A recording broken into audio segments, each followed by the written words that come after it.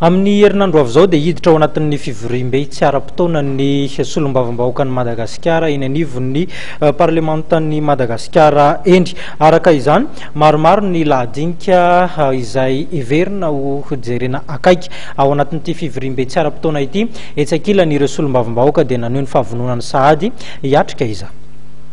Efa vonona amin'ny fiatriana fivoriana tsy ara-potoana ny eo anivon'ny antenimieram-pirenena araka nambaran'Andriamatoa Girivo Radrenarsoa, solombavambahoaka avy amin'ny Ankola Firavalmanana ary Questeur fahatelo amin'ny Biro maharitry ny antenimieram-pirenena.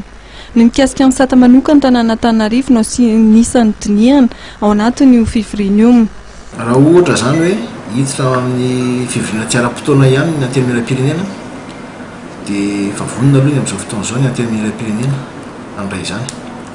Ny solombavambahoaka efa nimana koa satria efa naheno feo mbola tsy tonga eto aminay ny didim-panjakana manao izay. Ny resaka commune Antananarivo ianao fa misy zavatra roa ao anatin'io. Tao anatin'ilay lalàna dia nisy ilay fametrahana ho tafiditra anatin'ny commune Antananarivo indray commune izay nanodidina teo aloha. Dia misy ny fanaovana commune kosa ny boriboritany teo aloha anakenina teo Antananarivo.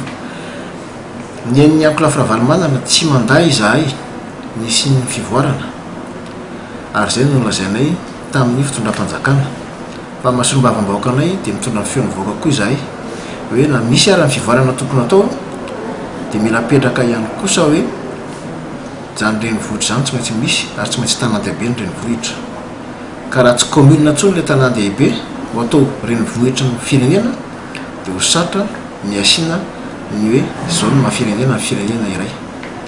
Izay ny Ankola Firavalmanana voalohany. Ny faharoa dia hoe mila tandremana tsy hisian'ny adiady eo amin'ny fampitomboana be ny tanàna ao anatina faritra kely satria kely ny haben'ny Antananarivo amin'ny fomba fiasa. Any anaty taratasy mety mazava be izao ny andraikitry ny be ny tanàna ao anatin'ny commune ny boriboritany voalohany sy ny be ny tanàna Antananarivo ngeza be fa rehefa samy hanao ny asany mety hifanindry ireo, mety tsy hifankahazo ireo. Ny solombavambahoaka izay efa tonga eto Antananarivo ny maro anisa amin'izy ireo ary anisany anatrika ny lanonana eny Avolora Ampitso.